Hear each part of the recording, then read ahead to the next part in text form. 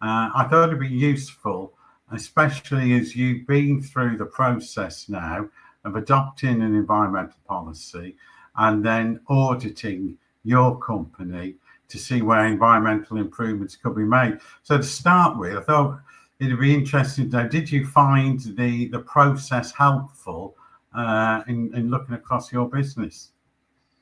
Yes, very much so. I don't think there's anything like it in the funeral profession that I could find. And obviously, we'd got to a point where we wanted to be greener. We had an eco-hearse, pioneered in 2013. That was sort of the real beginning of our commitment, I suppose. I think we've always done a lot in the background, but that was a big, obviously big financial commitment and operational commitment from the company.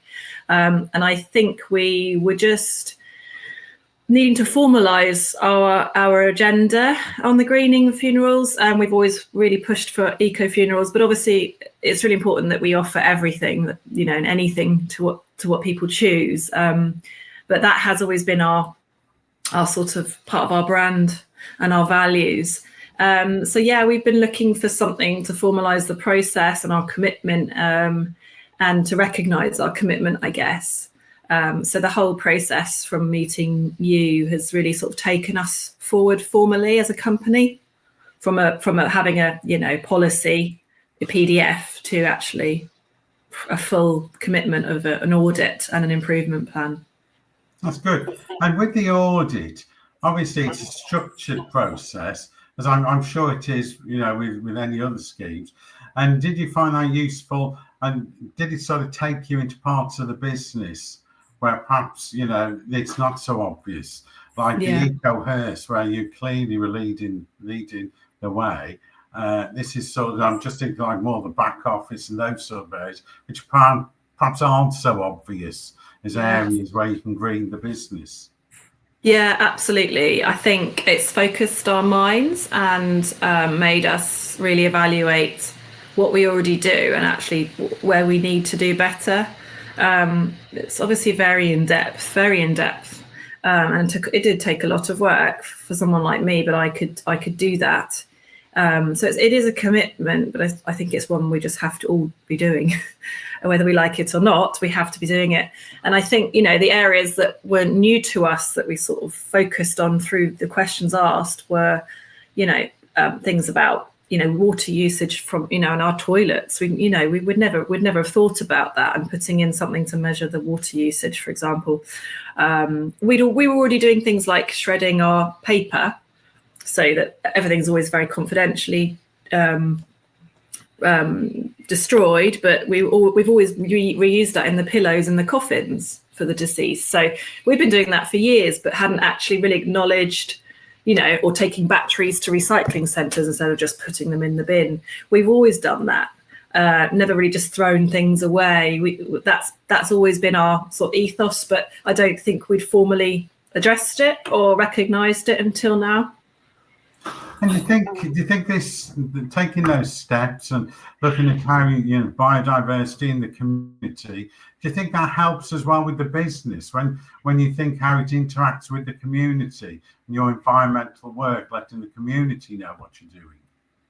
Yeah, I think that's where we've really been lacking, and I don't think we've thought that far. In the wider, we're very linked to our community. Obviously, we're community led. I mean, we are nothing without our community. But I think on this aspect, we hadn't thought of joining it up. And what that process of the audit and the questions have made me and us realise is, bringing biodiversity into our branches, and we're in a city, London, so we don't have outside space much. There's a couple of branches with a garden and so forth. But actually, we could easily put in some of these small initiatives like bird boxes, or anything to encourage wildlife into the garden and insects into the area, even on our window boxes, or small wins like that.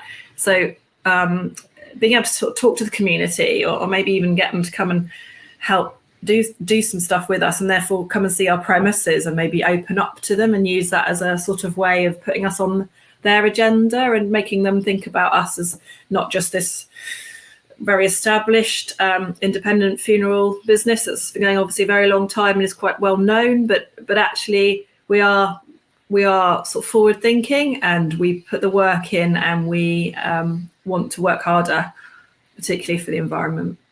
Yeah, I think that's some really good points there.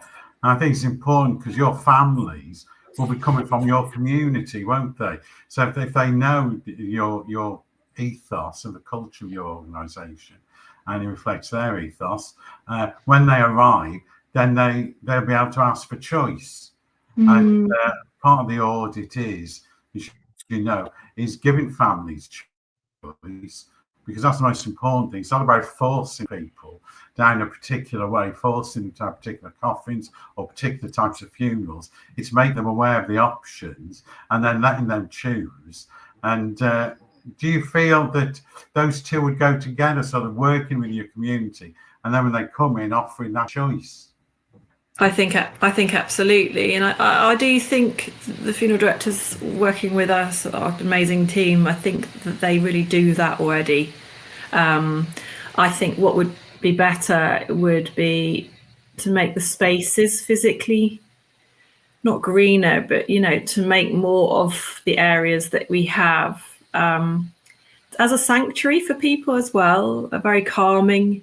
Why not use this actually as a really lovely way? And I think other FDs are probably, some of them are doing this, but to use plants more, even the inside plants, if we haven't got any external space, but actually to green up our premises a bit.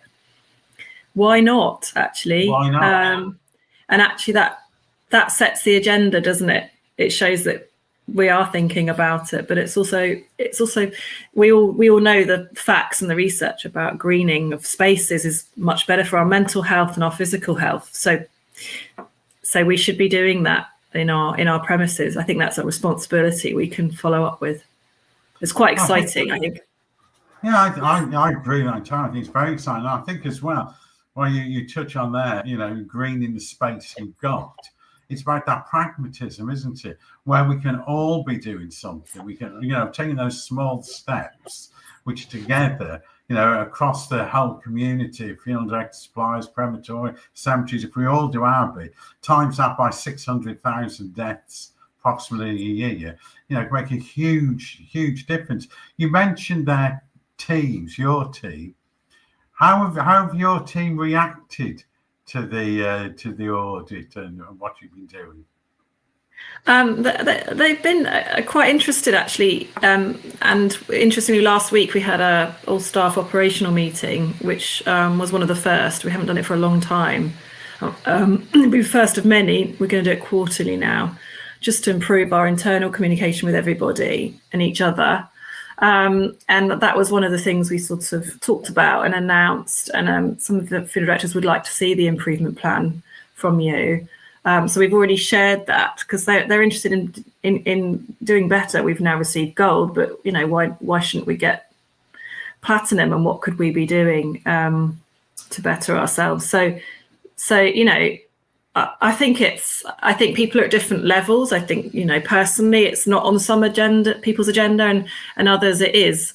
But it's for us to sort of align that, I think, together. Yeah, absolutely. And do you think there's any impact on cost savings when you carry out these reviews and on sort of your clients? I saw everybody, we know that, but in particular around cost savings.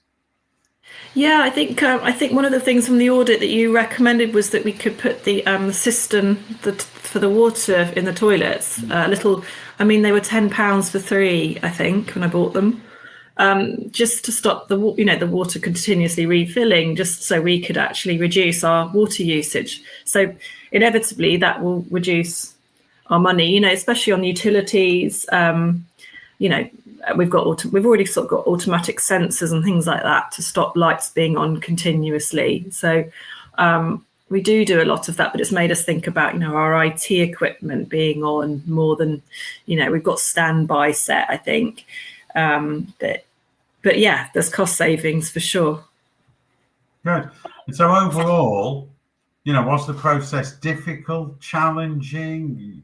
Would you recommend it? And again, I would stress, there are other systems out there, ISO 14001 B Corp. There's other things out there, but it's all about doing something for the environment. So I just wonder, carrying out that audit across the business, would you recommend it? I would, because it's funeral profession specific, focused. We work in a very niche profession. Most people haven't experienced a death or a funeral until they come to us. It's not something they do every day. They're not consumers of funerals, until they're probably later in life, maybe, but they don't know what to expect. And I think it was quite intense. It was thorough, but I think it has to be rigorous, doesn't it? Yes. And that's what makes us take it seriously. Not everybody has a me in the company to give the time to it, but I'm sure people can commit to it. It was difficult just in terms of collating the information. I had to work with about 6 different colleagues to get that information together. But actually, that's quite collaborative, and we sort of talked about that as a way of working together, as an example of how we can communicate better across the company and share information. So I think that can only be a good thing. But it did take time. Yes. It will take time. Yeah. But I think it doesn't have to be done all at once, does it? No, and you helped answer questions as as I went through it. It probably took me, it took me a good few weeks on and off. I mean, not full time, obviously, but that was the sort of the reality of my resource. Yes, I think it's important, isn't it, that if you invest your time in it, it's got to be meaningful. It's always giving your time, and then have something which is going to be easily discredited as greenwashing. So yes, and I think also we were, when we talked to you originally, this was the first part of looking at B Corp later, and it wouldn't be time wasted. We'd use all of this in the application for the B Corp status, which is kind of where we want to also get to. But obviously, B Corp isn't just set up for the funeral profession, so this is why it doesn't have to compete. It can work together, from what I've understood so far. I mean, I'm still learning. We're all still learning. Absolutely, I think we're all on the journey, aren't we? I think that's a really important point. We're on that journey transitioning to somewhere greener, whether it's in our work lives, our home lives, wherever. We've got to get to somewhere better, but it's not going to happen overnight. It's no use gluing ourselves to a hearse or something. You might get a lot of publicity, as some people do, but it doesn't produce anything positive. So on that point, I'd just like to thank you for taking your time, and congratulations on getting your Gold Award. Well, thank you. And I should say it's been very supportive, actually, as well. And providing the evidence was good and doable. It was a screenshot of an email, or, you make it doable. So, so it's been very supportive and insightful. It's focused our minds. So thank you. No, thank you. And thank you for taking the time out today to record this short presentation. You're welcome. Thank you.